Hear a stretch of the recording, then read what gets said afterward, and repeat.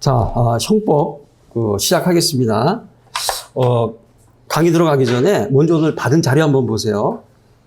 첫 번째 법전전제 모의시험 사례 해설인데 받아보니까는 이것도 한 권 분량이 돼요. 양이 꽤 많습니다.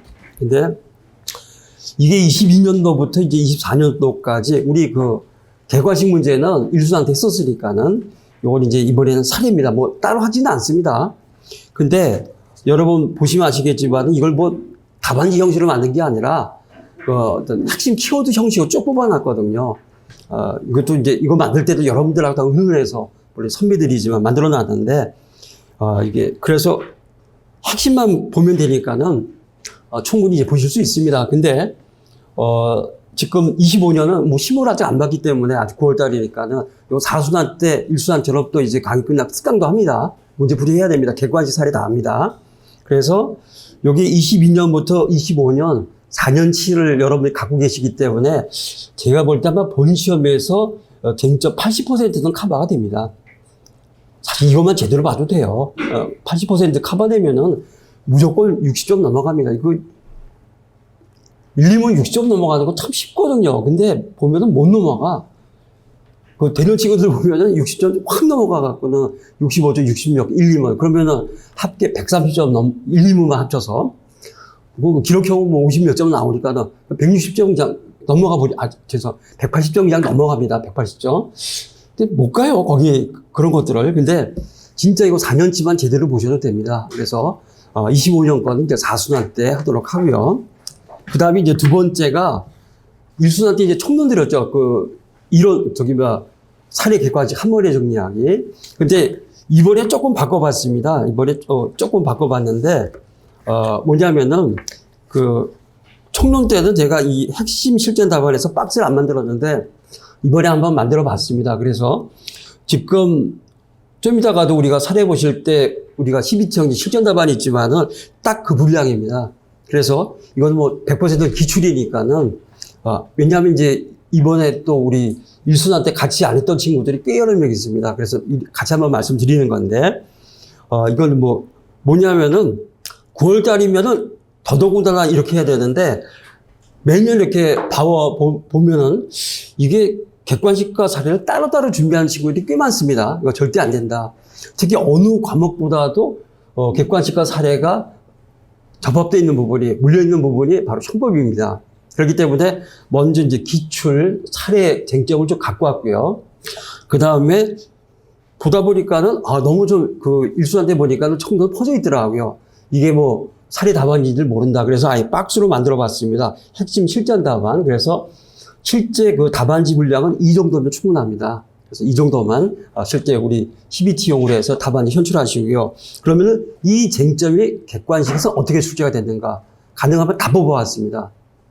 어떤 거는 뭐 1회부터 14회까지 있는 거 다 뽑아왔거든요. 뭐 지면에 상관없이. 그래서 꽤 두꺼워졌습니다. 그래서 이 쟁점이 객관식에서는 이렇게 나온다. 결국 보면은 말만 바꾸는 거거든요. 이 패턴만 알게 되면은 아무것도 아닙니다. 그래서 자꾸 지금 9월이니까는 이런 식으로 보셔야 됩니다. 작년에도 보니까 12월 달에 오순환 강의하고 있는데 그때 객관식 주러 가는 친구들. 그 친구들 미안한 거지만 한 명도 안 됐어요. 그런 패턴을 하면 안 된다는 겁니다. 특히 형법은 그러니까 우리가 이제 좀 이따가도 보시겠지만 객관식 사례가 어느 과목보다도 많은 게 형법이거든요. 객관식 사례가 객관식인데 사례거든요. 결국 사례가 객관식이 사례다.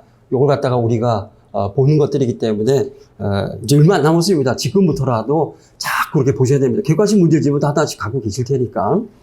그 다음에 뭐 이것만 봐도 충분합니다. 사실 우리 일수한대 총론, 강론 이것만 봐도 더 볼 필요도 없어요. 사실 총법만 하니까 민법 더 많이 해야 되니까. 자, 마지막으로 이거는 정경 선생님이 좀 권해줬더라고요. 잘 있는데 전화가 왔어요. 그래서 1시간 넘게 통화를 했었는데 형사법 특강을 여러분은 뭐 들은 친구들이 있죠. 형사법 특강을 했는데 학설들에 되게 이제 그냥 두려움을 느낀다. 그래서 살짝 좀 기분이 안 좋았죠. 아니 형법 문제인데 왜 형사법에서 이제 정서 선생님이 덕양진에서 형법도 하니까는. 근데 그쪽은 경찰이고 공무원들인데도 그렇게 학설을 하나 보더라고요. 근데 여러분들이 이제 학설에 지친 거 충분히 아는데, 그래서 아예 한번 만들어 보자. 그래갖고는 이걸 한번 만들어 봤습니다. 그래서 청룡부터 강론까지 지금 우리 어느 교재를 갖고 계시던 상관없는데 학설들이 다 퍼져 있거든요. 진도별이니까 쭉 퍼져 있기 때문에 아예 학설만 쫙 모아봤습니다. 학설만 모아봤고, 지금 작년부터 그 법전형 변심 모의 시험이 좀 그 사례 출제가 이상한 게 학설 많이 됩니다. 우리가 이제 교수님들 쟁점이 이거다 하고 이렇게 채점 포인트 주시잖아요. 그거 보면 학설들을 많이 달아놨는데, 제가 일수한테도 말씀드렸죠. 요거는 틀림없이 독일 박사 교수님들의 이제 반란이다. 이런 식으로 해서 다 모아봤습니다. 이제 보시면 아시겠지만은 이걸 일단 도표로 정리했고요. 그래서 샘플로 보면은 뭐 맨 위에다 사례를 넣어놨습니다. 자, 그런데 우리 첫 번째 사례 한번 보시죠. 첫 번째 사례가 자기와 부작이 이제 구별 기준입니다. 자기와 부작의 구별 기준인데, 이 사례 보시면 아시겠지만은 2번 8모 그 법전형 모시험 기출 사례입니다. 8모. 근데 이거 보면서 야, 정말 너무 심하다. 솔직한 얘기로 제가 볼 때 수준 이하입니다. 어느 교수님이 출제한지 모르겠지만은 진짜 제가 볼 때는 수준 이하고, 이걸 갖다가 이제 그 뭐가 됩니까? 전화를 하다가 끊어지질 않았다. 그래서 본인도 모르는 사이에 이게 이제 자동 이제 녹음이 됐다. 근데 이걸 갖다 끊질 않았기 때문에 자기 얘기를 안 쓰고 부작이다. 이럴 때 부작에 의한 이제 통신비밀보호법 위반, 이걸 갖다 이제 묻는 이런 문제였었는데, 이거 1000년이 지나도 출제 안 됩니다. 이런 형식으로는 본 시험에서는. 어쨌든 그 문제입니다.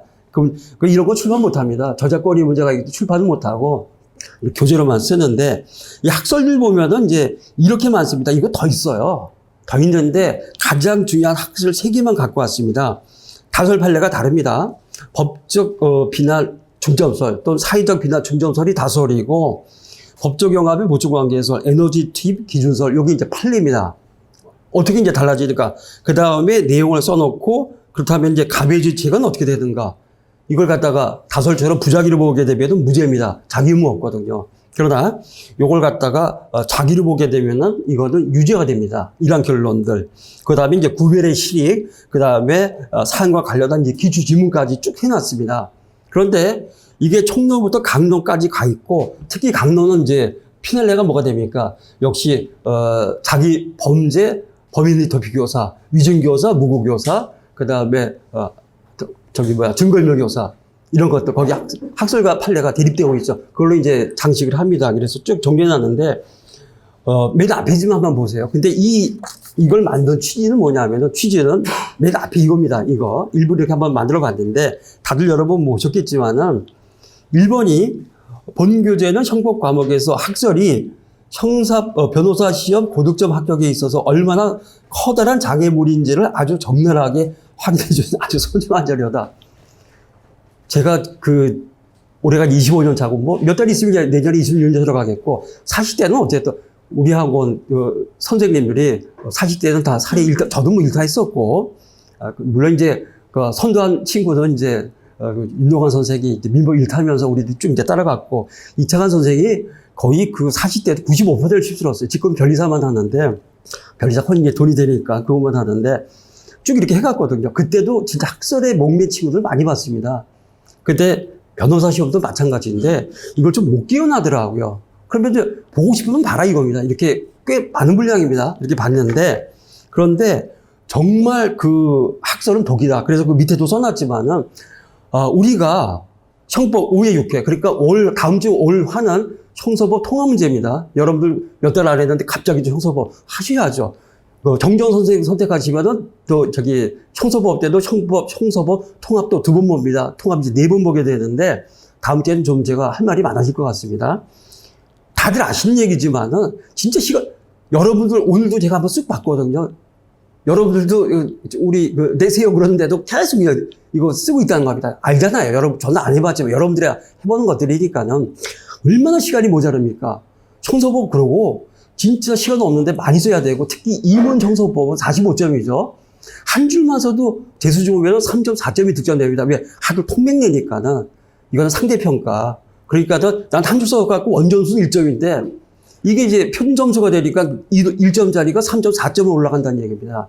그렇게 중요한데 시간 싸움이잖아요. 학설 쓰는데 첫 번째 늘 뭐 첨삭 때 말씀드리지만 학설 쓰면은 저도 마찬가지고 어떻게 이 답안지를 조정할지를 모릅니다. 너무 이게 늘어난 것도. 두 번째 학설 제대로 쓰는 친구 없어요. 조정할지도 모르고 내용이 뭔지도 모르고 그러니까 강박관념으로 학설만 써버리거든.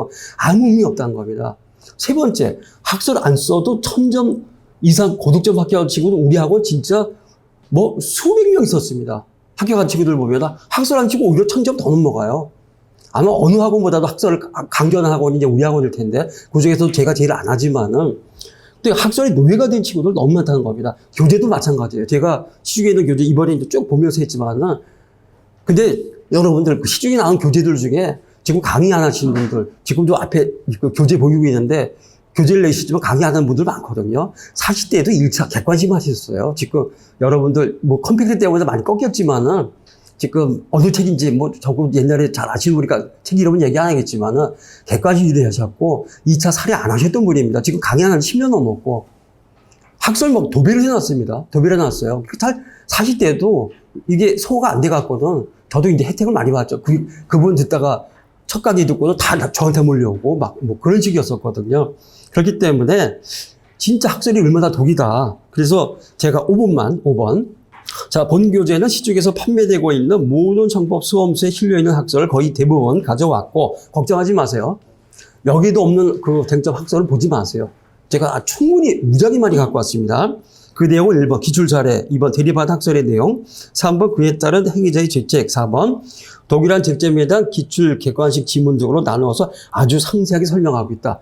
추천, 우연막이 위전차, 그 다음에 보증인 지위가 난 차고 이런 거 보셔도 됩니다. 근데 그건 이미 유수한테 다 다뤘는데 우리 사례까지 보셨었으니까 그런 거 보셔도 되지만 나머지는 보지 마세요. 그래서 6번 본 교재는 형법 학설의 내용을 모두 알고자 하는 것이 아니라 역설적으로 출제가 자주 되는 중요한 쟁점과 관련된 학설 이외에는 몰라도 된다는 것을 목표로 한다는 겁니다.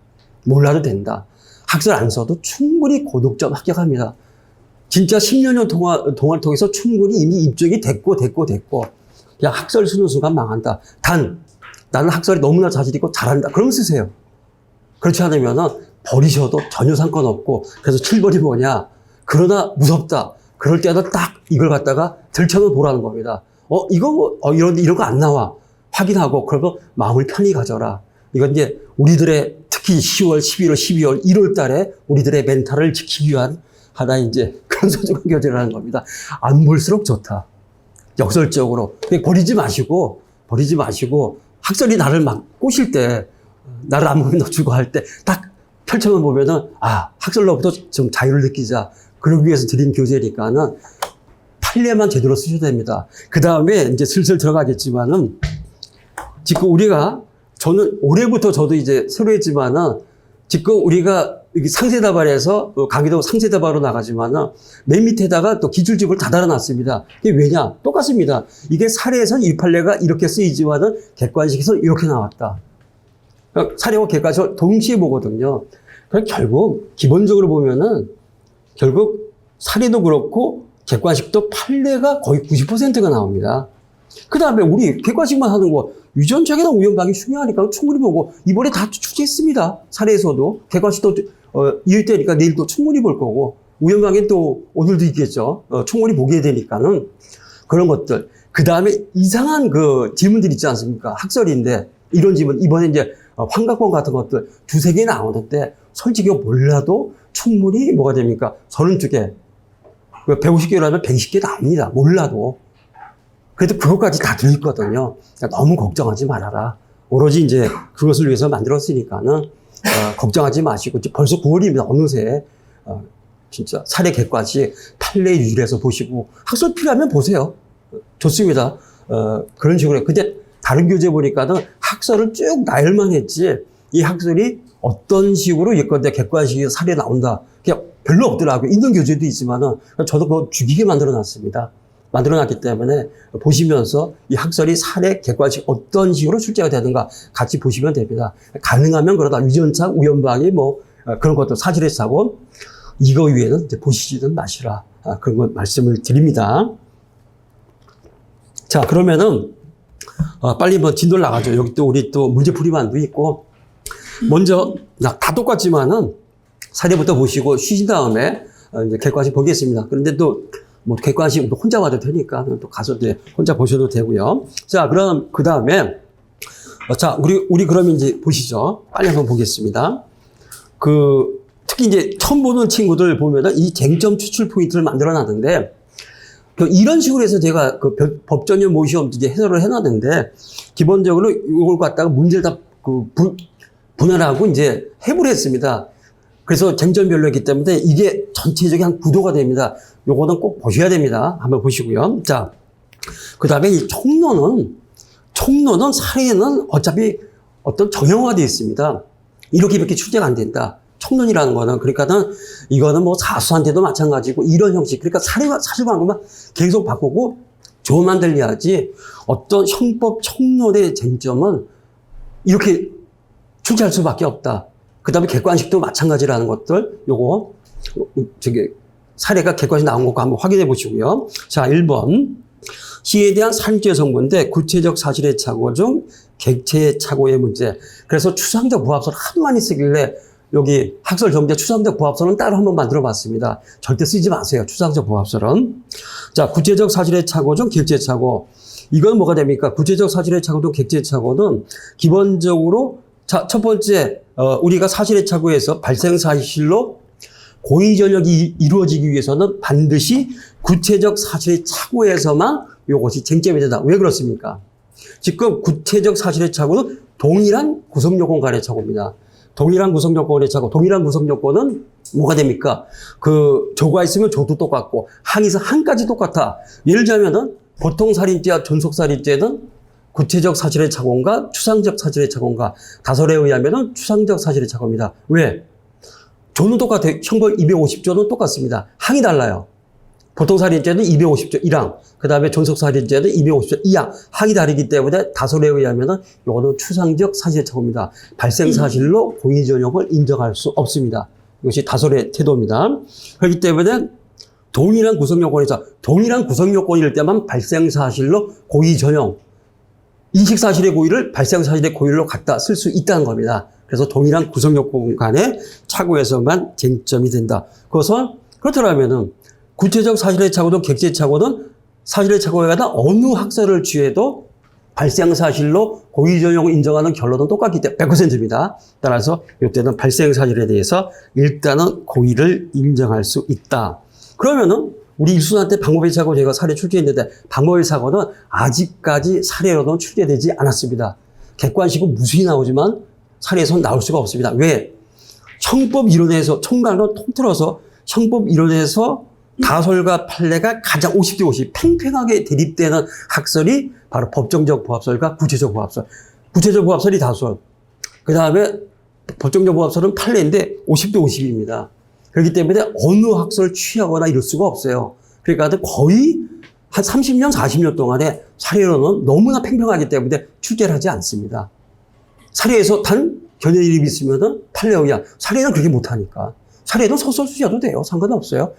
이 객관식은 채점상 평이 때문에 견해대립이 있으면 판례에 의함이지만 사례는 그렇게 못한다고 합니다. 그래서 방법의 착오는 모르겠습니다. 솔직한 얘기로 요새 같아서는 교수님들이 약 먹고 방법의 착오도 출제할 수 있지 않을까. 하도 뭐 이상한 것들 막 출제하니까는 방심은 못 하겠더라고요. 여태까지는 객체 착오만이 이렇게 출제가 됐다. 그렇다면은, 근데 지금 추상적 부합설은 우리 학설 총정에 달아놨습니다. 달아놨지만은 일본 학설인데 늘 말씀드렸죠. 일본 학설이기 때문에 배척하는 것이 아니라 우리는 이거는 지금 헌법 위반이 됩니다. 위헌이 돼버립니다. 왜냐하면은 예를 들자면은 객관식도 많이 나왔지만은 자 기본적으로 갑이 A를 상의하게서 돌을 던졌는데 돌이 나가서 A가 서 있던 그 유리창에 깨뜨렸다. 그러면 어떻게 됩니까? 이지사지 미수 발생될 과실의 상상적 경합. 그러면 상해의 미수와 그 다음에 뭐가 됩니까? 과실 선계 상상적 경합인데 변식의 기출입니다. 저 오늘 문제도 아마 나왔을 텐데 객관식. 그런데 우리 형법은 과실 손괴를 처벌하지 않습니다. 왜? 처벌 규정이 없으니까. 법률이 없으면은 책임도 없고 총벌도 없다. 일본은 이걸 갖다가 고의 기소 처벌합니다. 일본 헌법은 제가 전혀 모르니까는. 아니 우리나라에서는 무죄가 되는 것이 일본에서는 선계죄 고의 기소가 됩니다. 이거는 완전히 죄형법정주의 위반, 위헌이기 때문에 받아들일 수 없는 학설인데, 이거 쓰시는 우리 일순한테서 계속 말씀드렸죠. 이거 쓴 친구들 뭔지도 몰라. 그냥 추상적 뭐를 쓰는 거라. 절대 쓰시면 안 됩니다. 쓰시면 안 된다는 것도 꼭 1번이기 때문이 아니라 형법에서 가장 용납 못하는 죄형 법정주의 위반이기 때문에 그 학설. 근데 이거 없는 교재가 없죠. 그런 식으로.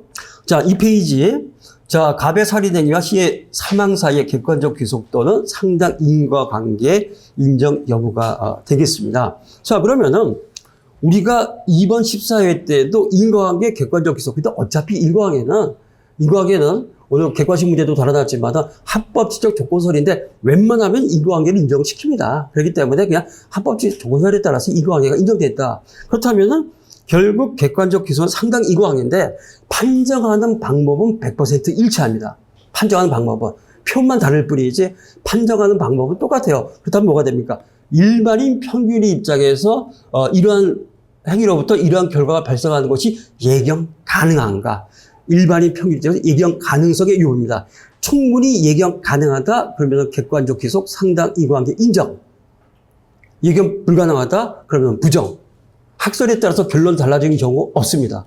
그렇기 때문에 이거는 사례 문제를 푸실 때 나열식으로 객관적 기속이라는 단어만 답안에 제출하면 학설이 들어왔기 때문에 충분하다는 겁니다. 검토하는 방식은 똑같다라는 것들. 요거는 뭐 30년 동안 바뀌지 않은 그런 부분이고. 자, 그러면은 기본적으로 우리가 이건 다른 사실의 비유형적 인과 과정인데, 자, 지금 선행하는 상행위가 있죠. 살인행위가 있고, 그 다음에 사망의 결과 발생했습니다. 중간에 다른 사실관계가 개입합니다. 중간에 개입된 다른 사실관계가 일반의 입장에서 예견 가능하다, 불가능하다. 자, 이번 14회 때 상해를 했는데 막 피해자가 도망가다가 자동차에 쪄서 장파일 등의 중상을 입었습니다. 이건 객관식에서 9회 때 이미 출제가 됐지만은 일반 입장에서 예견 가능합니다. 얼마든지 가능하죠. 도망가다가 차에 치는 거, 아니, 휴대폰 잘못 보고 가다 몇 년 전에 고대에서 사고학생이, 여학생이 고대 안은 뭐 이렇게 버스도 왔다 갔다 하나 본데 휴대폰으로 학교 안에서 지나가다가 차에 쳐가고 사망했지 않습니까? 그런 일들은 비일비재하게 일어나고 충분히 예견 가능하다. 오케이. 객관적으로 상당히 인정되고. 그런데 역시 판례입니다. 병원으로 이송됐는데 이러저러한 이유 때문에 의사가 수술 지원을 해갖고도 결국 사망했다. 병원 가서 특히 이렇게 요새가 될 때 진짜 미루고 밀리는 것은 뭐 예견 가능성 정도 맨날 봅니다. 맨날 봅니다. 충분히 뭐 예견 가능성 플러스 백자성. 충분히 예견 가능하다. 따라서 결국 상해치사죄에 대해서 객관적 기소 상당 인과관계가 인정된다. 이렇게 14회 때는 나왔습니다. 예견 가능성. 그러나 저는 이제 예견 가능성 잘 추지 안 하고 예견 불가능성. 자, 그러면은 문제는 수술도 아주 잘 됐어요. 근데 문제는 간호실생, 초보 간호사의 아주 결정적인 실수로 말미암아 환자가 사망했다. 엄청난 의료사고가 일어났다. 자, 이렇게 되면은 이미 뭐가 됩니까? 여기서는, 어떻게 병원에서 그래도 그런 치명적인 간호사가 실수를 할 수가 있어. 있을 수가 없지 않느냐. 따라서 이럴 때는 최소 아주 사소한 실수, 일부러 강조했습니다.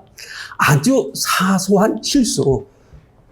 이것 때문에 그렇다면 이거는 이미 지금 지시하고 있는 것은 이건 예견 불가능하다. 예견 불가능하다. 따라서 객관적 기속 상당히 인과관계가 불가능합니다. 따라서 이때는 일단 살인미수죄만이 인정이 된다는 것들. 근데 이 문제는 지금 살인 문제집 보면은 우리가 보통 중지미수는 결과가 불발생일 때 그냥 착수미수한 게 결과 불발생일 때 자의성이 인정되니까 중지미수를 검토하는데 재미없거든요. 결과를 발생시킵니다. 한 번 더 꽈버리는 거죠. 결과를 발생시키면 결과 발생되면은 기수인데 아닙니다. 결과가 발생했지만은 중지 미수를 논의할 수 있는 건 또 하나가 있는 것 바로 이거죠. 비록 결과가 발생했더라도 행위와 결과 사이에 객관적 기속이나 상당 인과관계가 부정되면은 이거는 미수입니다. 그럼 다시 한번 중지 미수를 논의할 수 있다. 한 번 더 꽈버리는 겁니다. 고난도로 출제를 해봤습니다. 그러면은 이 페이지 오른쪽 바로 시를 살해하려고 하는 행위에 대해서 중지 미수의 인정 여부입니다. 자, 그런데 이번 14회인가요? 작년 13회인가? 이번 14회였었죠. 역시 공공과 중지미수가 나왔는데, 자의성을 검토하는데, 교수님들이 뭐가 됩니까? 무지하게 아주 쉽게 문제를 출제해 주셨어요. 뭐냐면은 연민의 적을 느끼고 똑같이. 그 다음에 또 하나, 자신의 범행가담을 후회하고, 이거는 그냥 자의성을 바로 뽑아내시면 됩니다. 여기서 연민의 적. 그래서 요거 우리 여러분 교재라든가 여기 이론학서 청명회도 있는데, 우리가 지금 중지미술을 보게 되면은 정말 놀라운 학설들을 쫙 쓴 친구들 진짜 많습니다. 그 다음에 독일의 다설의 입장에 이제 규범설까지도 쓰는데, 그거 쓰실 필요 없습니다. 쓰실 필요 없고, 기본적으로 뭐냐면은, 결국 우리가 이렇게 중지미술 자의설이라 한 것은 뭐가 도덕적, 윤리적 동기에 의한 중지, 윤리적, 도덕적 동기에 의한 중지가 나오면은 어느 학설주의도 자의성이 인정이 됩니다. 근데 3회 때는 당황해서 살인행위를 중지했다. 당황해서는 도덕적, 윤리적 동기의 중지 아니죠. 이때는 본인이 좀 판단해야 됩니다. 그러다 이거 이외에는 중지미술은 단 3회 때만 빼고는 도덕적, 윤리적 동기에 의한 중지, 이럴 때는 자의성을 바로 인정하시면 됩니다. 이번에도 두 번이나 강조를 했었고요. 근데 범행가담 후회하고 제일 많이 나왔었습니다. 자, 연민의 적을 느꼈죠? 그러면은 얼마든지 일단은 자의성이 인정이 된다. 그 맨 아래 동그라미 2번이 자의성 인정 여부. 자, 판례는 행위자가 자기의 자유로운 의사에 따라 범죄 실행 행위를 중지한 경우에 그 중지가 일반 사회 통념상 범죄를 완수하면 장애가 되는 사정에 의한 것이 아니라면은 이는 중지 미수에 해당한다. 가장 대표적인 것은 도덕적, 윤리적 동기의 중지, 뭐 후회했다, 연민의 적을 느꼈다, 무슨 뭐 불쌍해서, 갑자기 안 돼 보여서, 이런 것들. 근데 또 하나가 있었죠. 전혀 그것과 상관없이 도덕적, 윤리적 동기에 의한 중지와 상관없이 뭐가 됩니까? 그냥 왠지 깨림칙해서 일진이 사납다는 생각이 들어서 이런 것들. 이럴 때도 흔히 말하는 이제 주관설, 요것만 제외하고는 웬만하면은 자의성을 인정한다라는 거. 딱 한 번. 3회 때 당황하여 중지했다. 요것만 딱 한 번 사례에서 출제가 됐었는데, 그때 상관없었어요. 인정해도 되고 부정해도 상관없습니다. 어떤 결론이든 우리가 채점에서 교수님들이 보신 거는 만약에 당황해서인데 자의성을 부정하면은 왜 자의성이 부정되는가? 그 논거를 보고자 하는 것들입니다. 검사 입장 다르고 재판장 입장 다르고 변호사 입장 달라요. 그렇기 때문에 어느 것이 정답 아닙니다. 자기 의견을 갖다가 논리적으로 잘 기술하면 됩니다. 그러다 이제 이렇게 연민의 적을 느꼈다. 이럴 때는 답은 정해져 있다라는 것들, 그것만 보시면 된다라는 거. 자, 그러면 자의성까지 인정되기 때문에 뭐가 됩니까? 이때는 여전히 살인죄 중지미수가 인정이 된다라는 것들. 그 다음에 주거침입죄. 어떤 범행을 사가지고 지하 주차장. 근데 지하 주차장 가끔 법전전 변시 모의고사에서도 그 지하 주차장에 들어가는데 아예 교수님도 채점 그 포인트 보면은 뭐가 됩니까? 주거침입 논하지 않는데, 저도 아파트 살지만은, 저도 우리 주차장이 있고 보면은 CCTV가 우리 아파트에서 몇 개거든요. 크게 써 있어요. 외부인 절대 출입금지, 들어오지 말라는 얘기입니다. 그 다음에 아파트 주차장에서 막 세차하고, 특히 요새 전기자동차 하나가 해가, 그래갖고도 대전 어딘가는 불나는데 무슨 또 외제차가 몇백 대, 그래갖고도 뭐 몇십억 보험사에서 물어주고 이런 일들이 빌비자 못 들어오게 됩니다. 범죄 목적으로 틀림없는 그 집합 건물이 유효지인 지하 주차장에 들어갔는데 왜 주거침입죄를 논하지 않는가? 간단하게나마 주거침입죄, 이건 범죄 목적으로 들어갔고 들어오지 말라는데 들어갔기 때문에 통상적인 출입 방법 아닙니다. 따라서 주거침입죄는 성립한다. 간단하게 그렇게 써주실 필요가 있습니다. 자, 그 다음에 의례주의죄, 교사의 사고, 이거 판례 없습니다. 이런 학설로만 이루어져 있지만 무지하게 중요하고 살이 2번 나왔습니다. 객관식이 3번이나 나왔습니다. 당연히 이렇게 출제를 해, 이따 객관식도 보시지만. 자, 그런데 이 쟁점이 제가 진짜 드릴 말씀이 진짜 많은 쟁점입니다. 진짜 드릴 말씀이 많은 쟁점인데, 어쨌든 정범은 일단 객체의 착오를 일으켰다는 거죠. 그러면은 정범의 객체의 착오가 교사범에 대해서 똑같이 객체의 착오인가 아니면 방법의 착오인가, 이것이 문제입니다. 그런데 살이 2번 나왔습니다. 살이 틀림없이 2번 8회 때, 12회 때 살이 2번 나왔는데, 문제는 다설은 객체의 착오설입니다. 판례 없고요. 그러니까 다설만 쓰고 아주 쉽게 넘어가면 되거든. 그 다음에 재미가 있는 게 객관식 나왔는데, 객관식에도 한 번도 방법의 착오로 출제된 적이 없어요. 객관식에서는. 총론이니까 일수년 때 보셨겠지만, 그때 제가 기출, 객관식 지문, 방법의 착오 없었습니다.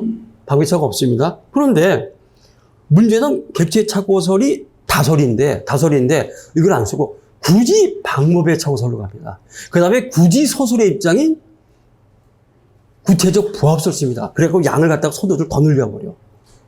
이거는 답안지 작성 경제적인 관점에서 빵점짜리죠.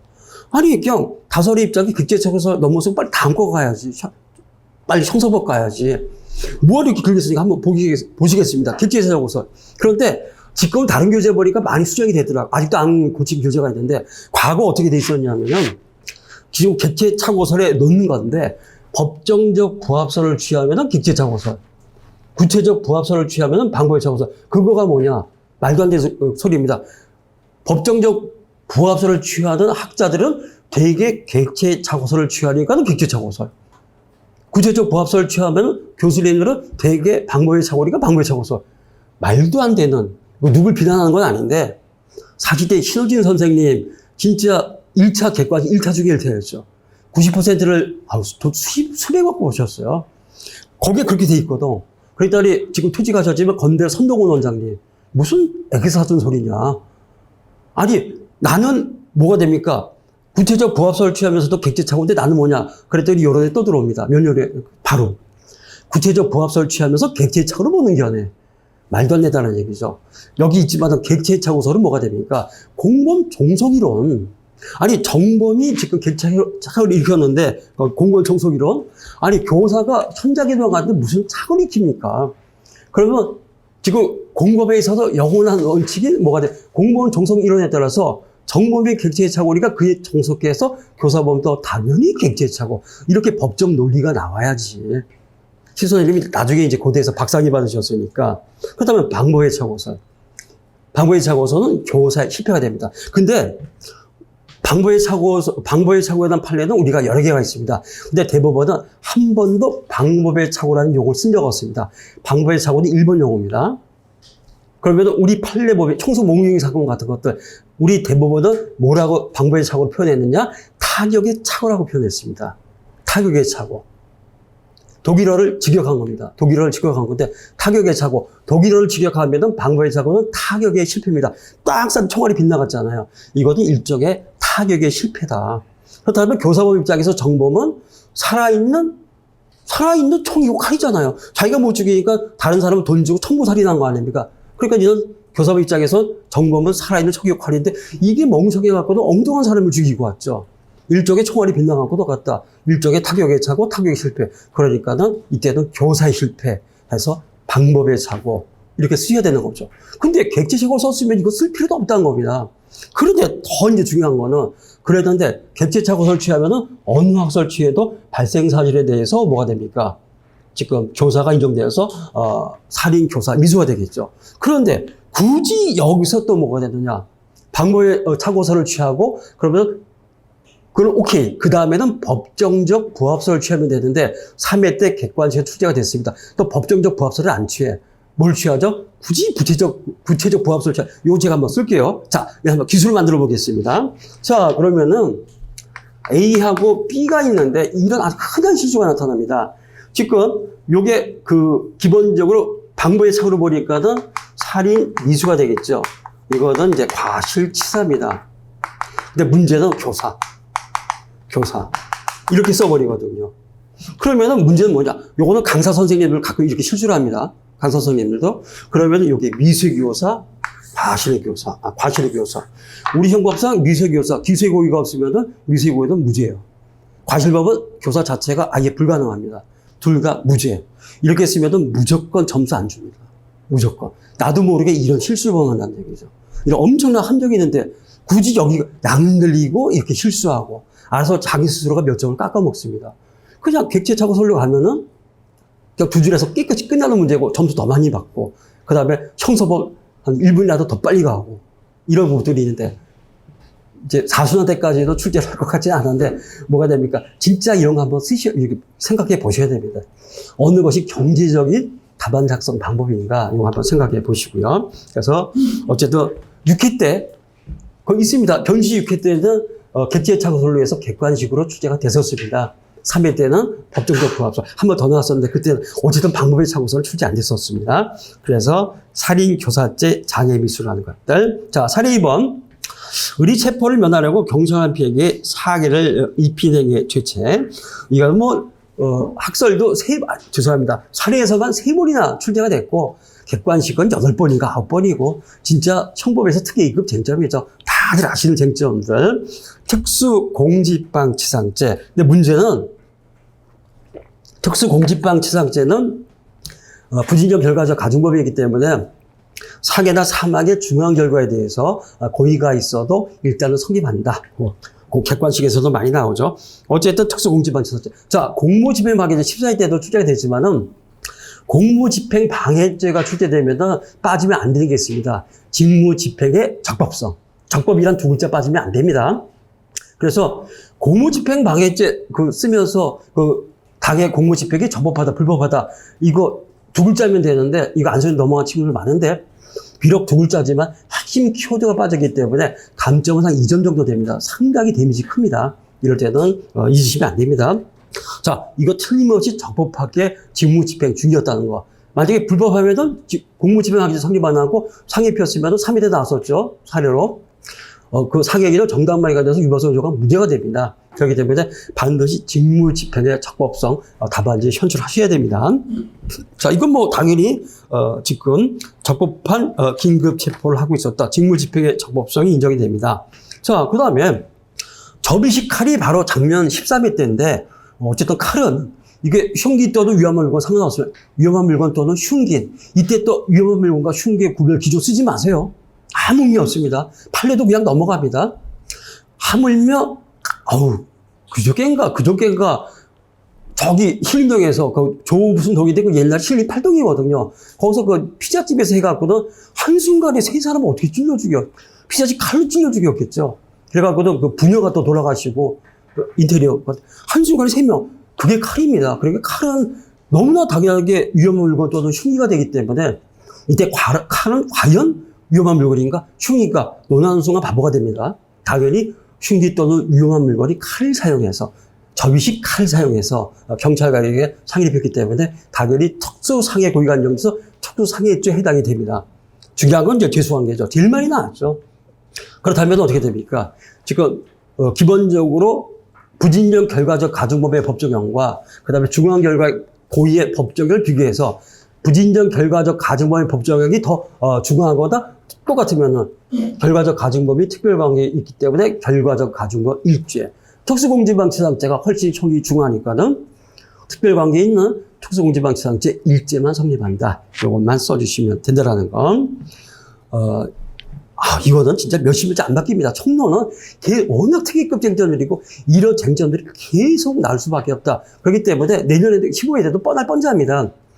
근데 이거 다 잘 쓰거든요. 이럴 때는 정말 정교하게 답안지 잘 쓰시는 게 중요합니다. 잘 쓰시는 것들이. 자, 사례 3번 정해질죄. 자, 야간 주거 침입 절도죄 미수의 선고. 자, 객관식도 많이 나왔지만은 야간 주거 침입 절도죄 실행차수 시기에 다설 판례 1차입니다. 주거 침입 시에 이때는 실행차수가 있다. 주간은 재물물색 시, 흠질 재물을 물색했을 때, 야간은 주거 침입 시. 그랬을 때 기본적으로 이제 주거 침입 시만 봐주시면 되겠고요. 자, 그러면은 기본적으로 일단은 주거에 침입을 했습니다. 아파트 지금 기본적으로 조금 많이 썼어요. 그래서 출입문 열고 집 안으로 들어갔다. 우리 대법원 판례에 의하면은 그 출입문 열기 위해서 그 손잡이를 잡아 당겨도 입이 주거 침입의 실행착수, 곧 야주절의 실행착수 인정하는데 조금 더 썼습니다. 아예 문을 열고 들어가려고 했기 때문에 이거는 충분히 주거 침입이 됐다고 봐도 무방합니다. 하려고만 했어도 주거 침입 인정되는데 따라서 이거는 주거 침입죄는 이미 기수고 따라서 야주절도 실행착수가 인정이 된다라는 것들. 자, W에 대한 살인죄 성범죄 인과관계착오인데 이것도 일순한테 한번 다 쓰셨죠. 자, 이것도 학설은 다 갖고 왔습니다. 상대답안은 학설 2개나 썼지만 실전답안 가면 학설 없습니다. 판례만 쓰셔도 충분하다. 그런데 딱 하나, 그래도 학설 제목 정도, 명칭 정도, 그건 상관없습니다. 명칭 정도는 그 정도. 근데 학설 내용 쓰는 순간 여러분 망합니다. 못 쓰더라고. 명칭은 아는데 정확하게 학술 내용이 뭐지? 저도 하도 강의 안에서 어려워요. 자, 명칭까지만 쓰시고. 왜냐하면 내용 쓰면도 비판 검토해야 되는데 이거 진짜 못합니다. 제가 늘 말씀드렸죠. 여러분 이 중에 나중에라도 이제 교수님 되고 싶어하는 친구들은 논문 써야 되지 않습니까? 논문의 생명은 학설 자체가 아니라 맨 마지막에 비판 검토거든요. 저도 박사학위 논문 쓸 때 비판 검토 몇십 페이지 썼어요. 그러니까 교수님들 DNA 속에는 학설 쓰면은 이 판례까지 비판 검토가 들어와야 되거든. 답안지도 마찬가지라는 겁니다. 학설 내용 쓰는 순간 비판 검토 못 쓴다는 거죠. 그래 쓰지 말자는 거예요. 판례 있으면은 위전자 같으면 할 수 없죠. 물론 판례도 있지만은 그런 것은 그냥 용 닦아고 뭐 법요가 제출도 쓰겠지만은 이렇게 판례가 있으면 쓸 필요 없다는 겁니다. 좀 이따 이제 실전을 한번 보실 거니까는. 자, 판례에도 이때도 키워드 전 과정을 개괄적으로 보면. 근데 인과관계 착오에서 딱 하나, 아까 퇴직까지 건대 손동원 의원님, 미수범설이죠. 별개기로 보는 거죠. 살인행위 따로, 그 다음에 사체유기행위 따로. 그러면은 살인행위는 미수고, 사체유기는 과실치사니까 별개기니까 실체적 경화. 나머지 학설들은 어쨌든 결론은 똑같습니다. 살인 기수의 결론은 똑같고, 다만 법리만 다를 뿐이다. 그래서 기본적으로 판례까지 건 똑같다. 판례만 정확하게 써주시면 된다는 거죠. 전 과정을 개괄적으로 보면은 살인의 고의가 있었고 그 동일한 객체도 살인하게 됐고 그렇다면 전 과정을 개괄적으로 보면은 살인의 고의를 가지고 그 피해자를 어쨌든 죽인 거 아니냐. 피살자를 누구 때문에 행위자가 그렇다면 뭐 살인 기수 인정하는데 뭐가 문제야. 판례는 전 과정을 개괄적으로 이런 키워드가 있다라는 것들.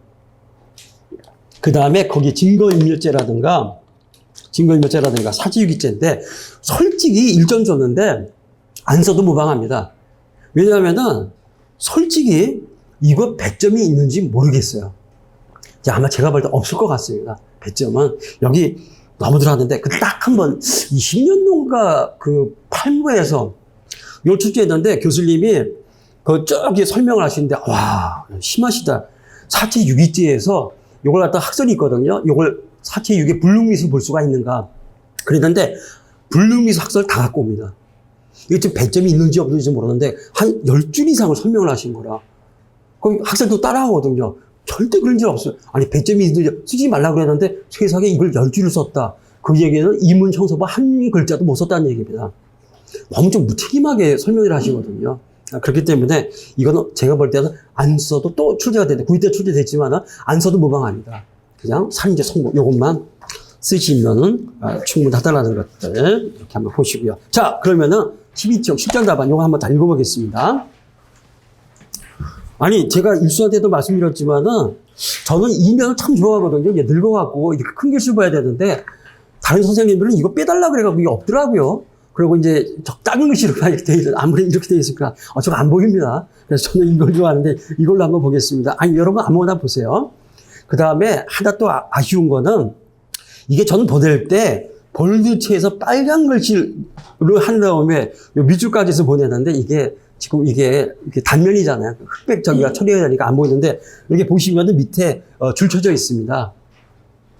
저기 우리 학설 총정리에도 제가 그렇게 보내야 되는데 역시 이게 볼드체가 안 나타나는데 이거는 이제 핵심 키워드니까는 이거 답안지에 반드시 현출돼야 됩니다. 자, 다시 한번 말씀드리지만은 이것도 제가 상당히 많이 쓴 겁니다. 그래서 3페이지 거의 다 채웠어요.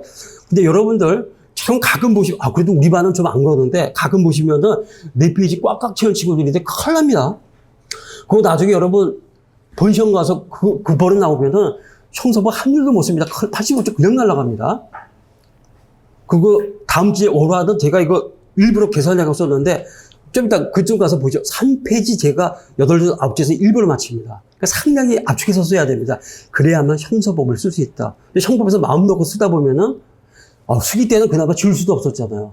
지금 그나마 이제 삭제해버리면 그만이니까는 기술적으로 점점 더 발전하는데 정말 이거 형법에서 분량 조절, 시간 조절을 하셔야 됩니다. 그럼 얼마나 컴팩트해지고 지금부터 왜 학설이 들어올 수가 없는가. 학설 들어올 수가 이 체계가 망가뜨려지거든요.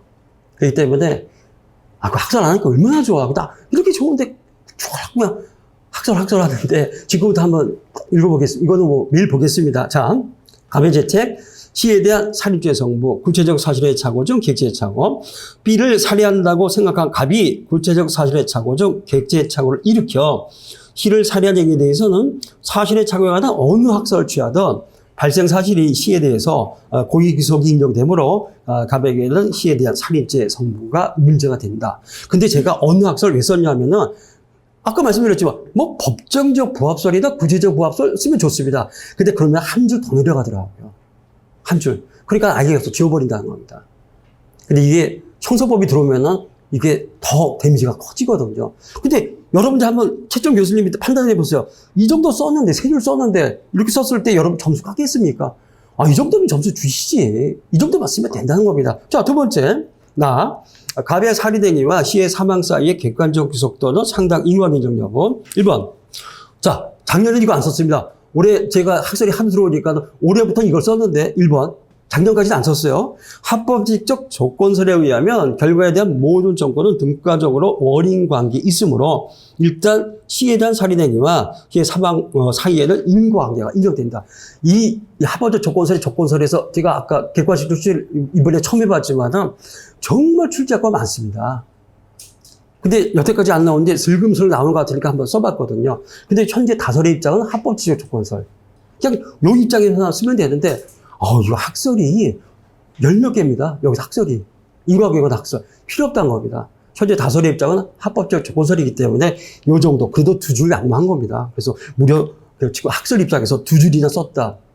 여러분들과도 얘기를 많이 했지만은, 그래도 이 정도. 이거는 꼭 학설이 아니라 어떤 인과관계 문제, 이번에도 인과관계 결과적으로 논하라 이렇게 나왔기 때문에 그럼 이 정도까지 한번 두 줄 정도. 그러니까 이제 양이 더 늘어납니다.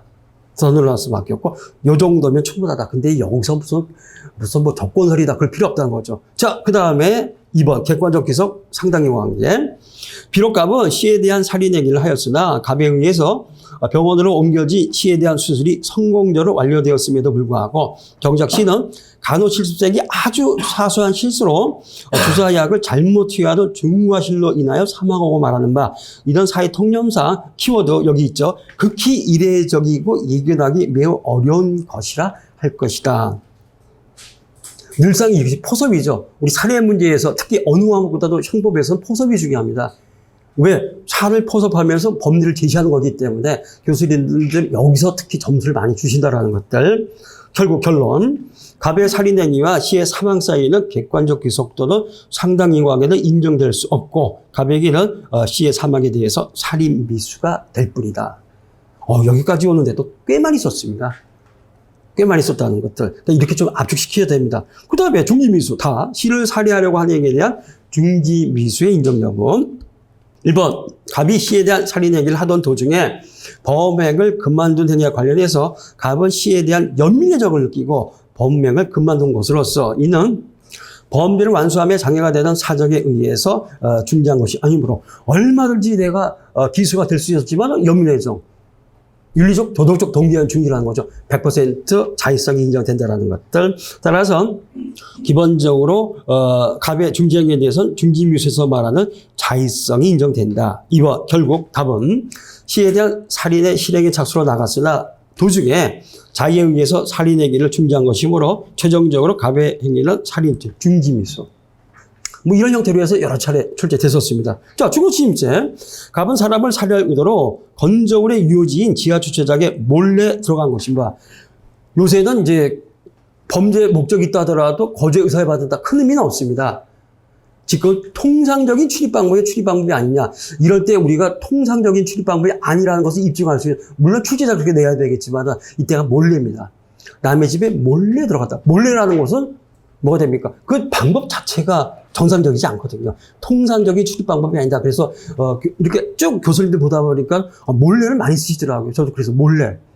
이게 미리 이건 출제자가 알아서 이제 깔아 놓는 것들이죠. 몰래가 들어왔다. 이건 절대 아니 우리 집에 누가 몰래 이렇게 문을 까고 들어난 겁니다. 그럼 몰래 문을 닫다. 어떻게 통상적인 출입 방법이 되겠습니까? 안 된다는 거죠. 주거침입 맞다. 따라서 주거침입죄가 성립이 된다는 것들. 죄수, 살인 중지미수, 주거침입죄는 실체적 경험. 그래서 한 페이지 다 채우고. 이거 차라리 상대답안은 막 그냥 써내려가는데 실제답안 할 때는 정말 오래 걸립니다. 보통 이틀 걸려요. 그러면서 그때 늘 생각, 아니 이걸 갖다가 지금 형사법까지 1시간에 써야 되는데 이거 어떻게 써? 사실은 여기서 결정이 된다는 겁니다. 우리가 왜 점수가 안 나올까? 쟁점 추출하는 것도 중요하지만 쓰는 게 학설 나가면서 너무 늘어져 버립니다. 그래서 통명되는 게 뒤에 가면 너무 많아진다는 거죠. 시간과의 싸움. 잘 좀 보셔야 돼요. 저도 이거 진짜 실전 답을 만들어 진짜 어렵습니다. 자, 이 교사의 착오의 문제. 자, 문제점. 어른 갑에게 B에 대한 사례를 교사에 쓰나 갑은 C를 B로 착각하고 C에 대한 살해 행위를 한 것인가. 여기서 정범인 피교사자 갑의 객체 착오가 교사자 을에게도 객체 착오가 될 것인가 아니면 방법의 착오가 될 것인가. 학설. 자, 비교사자의 객체 착오는 공범 종속 이론의 원칙상 교사범에게도 그대로 객체 착오가 될 것이라 뿐이라는 객체 착오설. 2번. 교사범 입장에서는 피교사자의 객체 착오는 행위 수단 방법이 잘못되어 의도하지 않았던 객체에 대하여 결과 발생한 방법의 착오와 그 구조가 동일하기 때문에 방법의 착오가 된다는 방법의 착오설. 근데 기본적으로 이게 12 때도 그렇고 8회 때도 이문이 있거든요. 시간이 없으면 객체 착오설만 쓰셔도 됩니다. 지금 첫 번째 문제니까 제가 방법의 착오까지 다 썼지만은 자, 검토.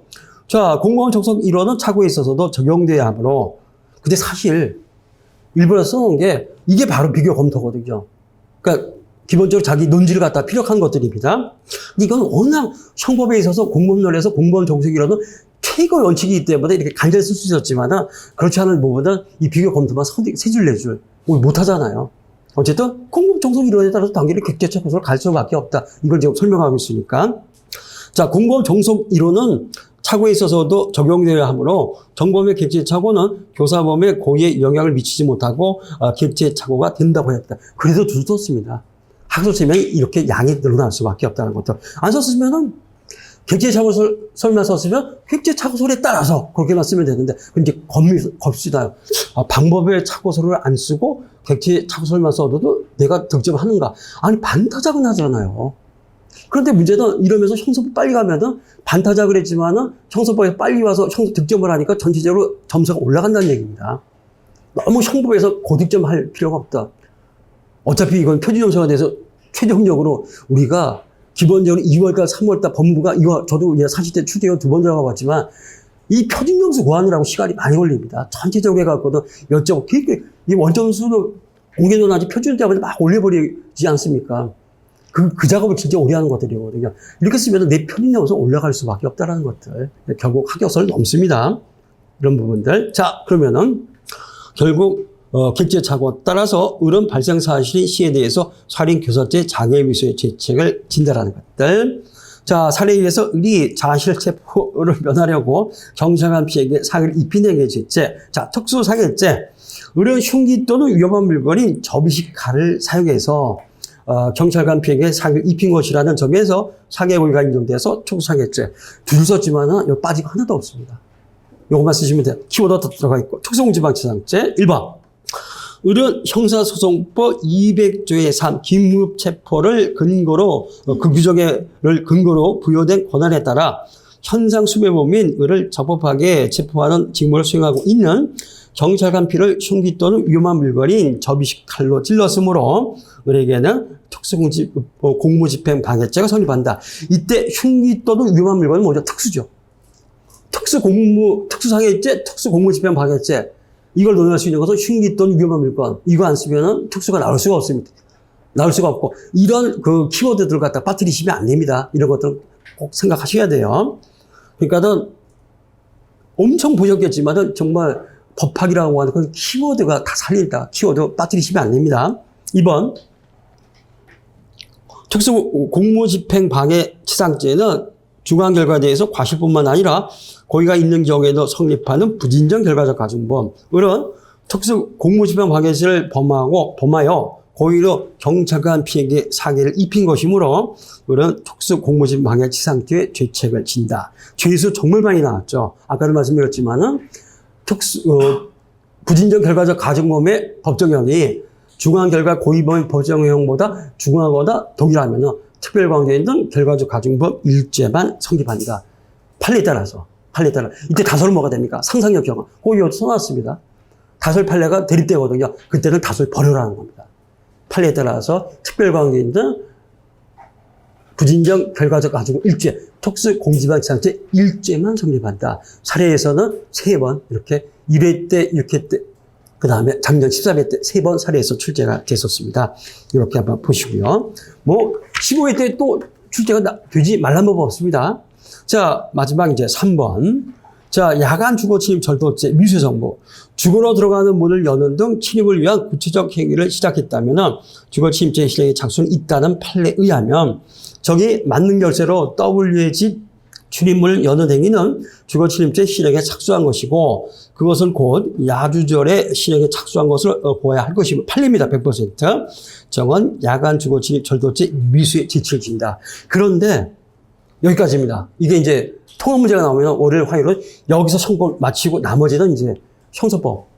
그러니까는 이 밑에 부분을, 이 분량을 더 줄여야 되거든요.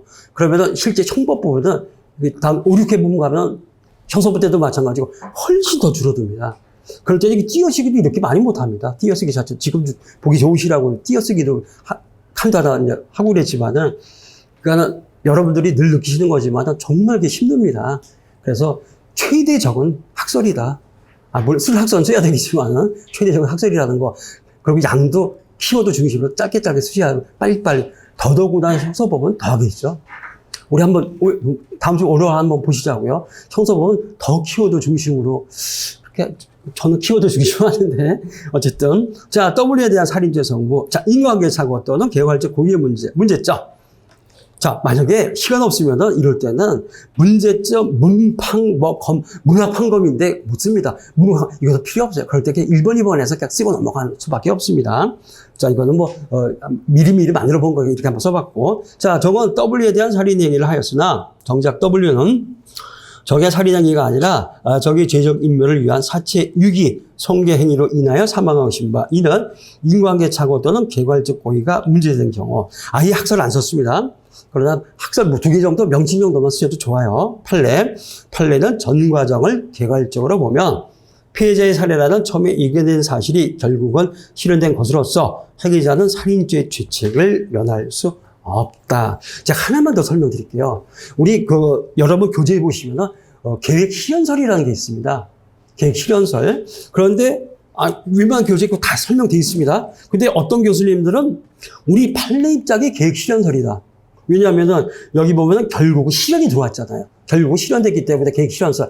아닙니다. 우리 판례 대법원은 독일의 계획 실현설이 뭔지도 몰라요. 80대 얘기거든요. 저 학부 때.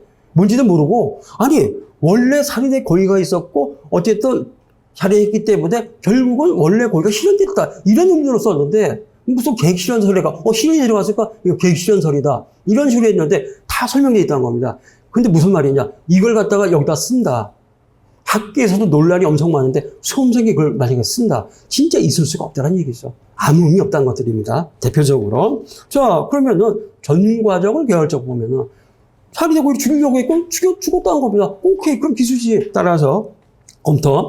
사례에서 인과적의 사기성은 사소하고 하찮은 비본질적인 것으로서 판례에 의할 경우 전 과정을 개괄적으로 보면은 W가 사망한 결과는 결국 적의 살인행위에 의한 것이므로 적의 행위는 살인죄를 구성한다.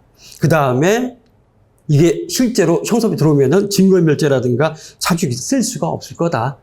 그래서 이거 쓰지 말자. 그 정도만 말씀드리겠습니다. 그래서 앞에 상세다방은 이제 우리 강의용이고 12형 실전다방은 정말 이렇게 핵심만 쓸 수밖에 없다는 것들.